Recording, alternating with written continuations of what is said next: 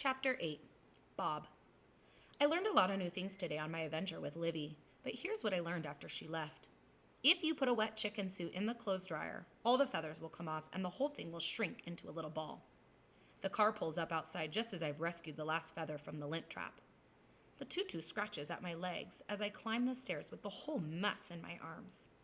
If I were Superman, I could have just used my heat lasers to dry off, and it would be as good as new. I wait in the closet.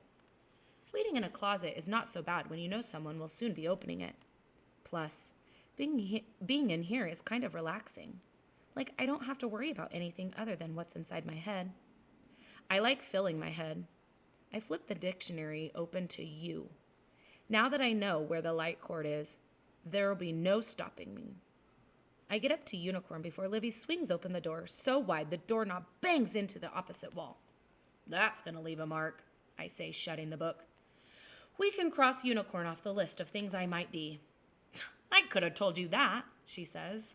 I hurry over to the bed to open the bag of clothes that is no doubt waiting for me there. There is no bag.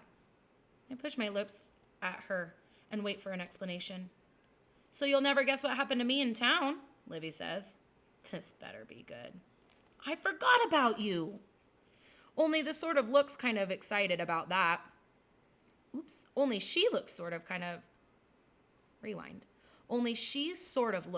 excited about that, which is more than a little annoying. I forgot, she repeats again. I start to gnash my teeth, but my teeth are already small and kind of stubby. I put my hands on my hips instead. Why are you happy about forgetting again? She shakes her head. I'm not happy about the forgetting part, but now I think I understand why I forgot you in the first time. I mean, I know I was really young, but let's face it, you're pretty memorable. I have to agree there. I always thought I was pretty remarkable as far as my mysterious creatures go. She begins to pace the room. When we left for dinner, I was thinking about you and the chicken house and the clothes you wanted. But by the time we got into town, I forgot all of it. My eyes widened. I'm less annoyed now and more curious. All of it? She nods. I reach up and lay the back of my hand on Livy's forehead. Maybe you have a fever. She shakes her head.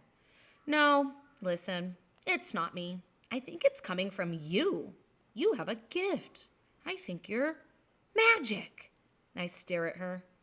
Oh, great. So my magic is about people not being able to remember me? What kind of stinky magical gift is that? It's not so bad, she insists. It protects you from strangers, right? I guess.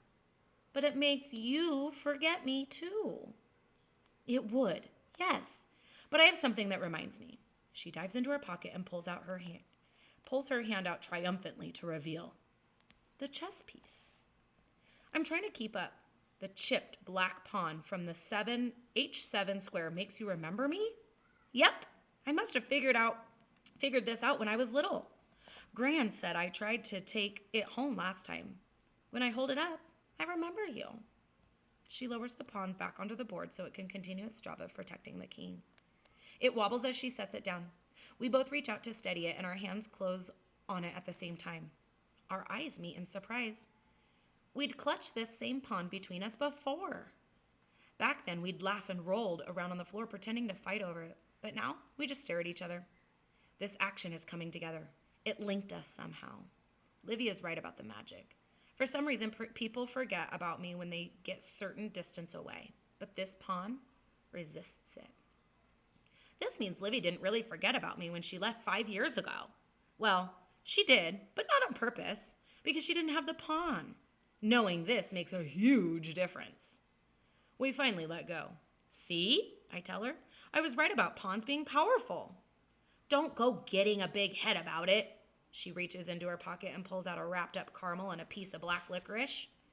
I grab for the licorice. My favorite candy. The lady at the store said I used to get it all the time. I nod, chewing happily. You did. You'd bring it back every time you went to town. You tried it once and said it tasted like dirt. That sounds like me, Livy says, popping the caramel into her mouth. Where did you find the black chess pieces, anyways?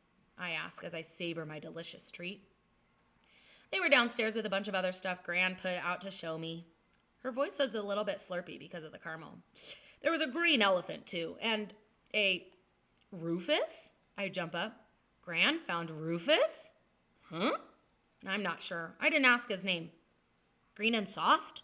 About the size of my head. Long trunk? I started at my nose and swinging my arm out like a trunk. Sounds like the one, she says. I'm halfway out the door before she yanks me back.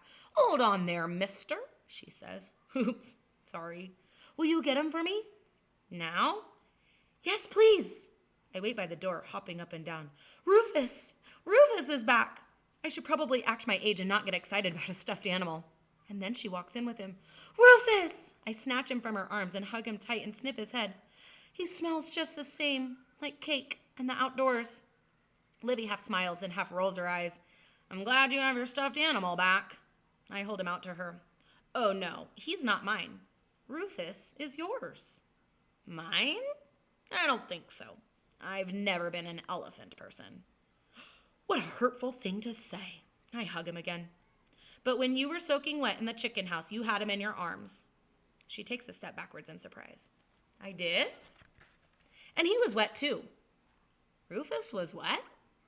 Libby steps over to the window that looks out into the yard. Her back is to me for a long time. When she turns around, her eyes are wide. There's only one place in Gran's yard Rufus could have gotten wet. I think he fell in the well.